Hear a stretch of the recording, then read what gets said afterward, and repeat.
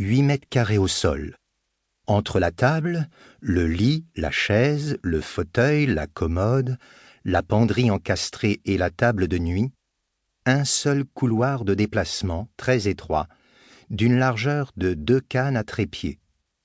Dans l'entrée, derrière moi à présent, un fauteuil roulant, rangé, plié contre le mur juste à côté d'une porte à soufflet, ouvrant sur le coin douche et lavabo-WC.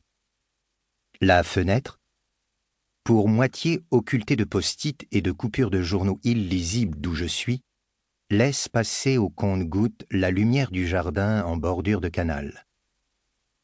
Le début d'un cercueil pour ce vieil homme, là, debout devant moi, comme cousu sur mesure à l'espace. Un châtelain, au milieu de son domaine, habillé impeccable, ni suffisance ni fatuité, tout simplement de la dignité à l'égard de soi-même, dit-il à ceux qui s'en étonnent. Il porte aux pieds des chaussettes fines de coton couleur sombre et des mocassins de cuir noir. Il préfère les chaussures à lacets, seulement ses mains ne peuvent plus. Les collègues m'avaient prévenu, mais ma stupeur n'en est pas moindre. Ébahi, je le suis. C'est propre, en ordre, rien à dire. Pourtant, j'étouffe. L'odeur de détergent, de vieux papier, le chauffage, je ne sais pas, j'étouffe. Le vieil homme s'en amuse. C'est surprenant, n'est-ce pas? Prends ton temps. Regarde tout à ton aise. Et s'approchant de son plateau, juste en soulevant la cloche isothermique, il jette un œil sur son plat chaud. Alors, qu'est-ce qui nous a mijoté le grand chef? Ironise-t-il en découvrant ses 2 tranches de gigot à moitié recouvertes de purée. Le fumet qui s'échappe de l'assiette me rappelle les 3 autres plateaux qui attendent dans le couloir. Bon appétit, monsieur Piquet. Dès que j'ai fini, je reviens vous voir. Méfie-toi des vieilles poules. Elles ont peur du renard, mais elles aiment les rouquins. Ton petit minois devrait leur plaire. J'éclate de rire sans conviction. L'humour du vieux, faudra t'y faire. L'humour du vieux. Je m'y suis fait. Si l'on se doit, côté public, d'appeler chacun par son nom de famille, entre nous les moqueries vont bon train. Fleurissent ainsi bon nombre de sobriquets, la plupart peu flatteurs, mais parfois d'une tendresse délicate et non dénuée de poésie, pour souligner telle qualité ou tel défaut de l'un ou l'autre. Monsieur Piquet, tout le monde l'appelle le vieux libraire.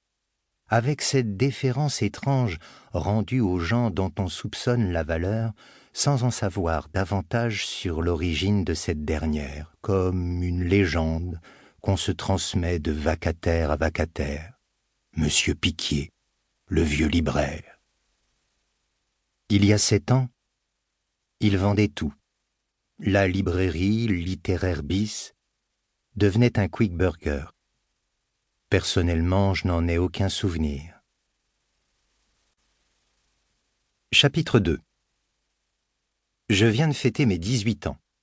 Collège, lycée, monde du travail direct. J'ai dévissé. C'est simple. Selon les chiffres, ils donnent le bac à 80% des candidats. Moi, en douceur, j'ai basculé côté des 20%. Même pas certain que leurs statistiques puissent me compter. Les professeurs n'y ont rien vu.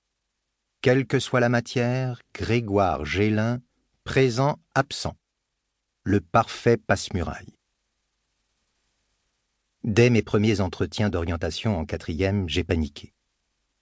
Tous ces métiers, avec requis pour chacun des bacs plus et je ne sais quoi, n'étaient pour moi qu'une longue série de portes qu'on me claquait au nez.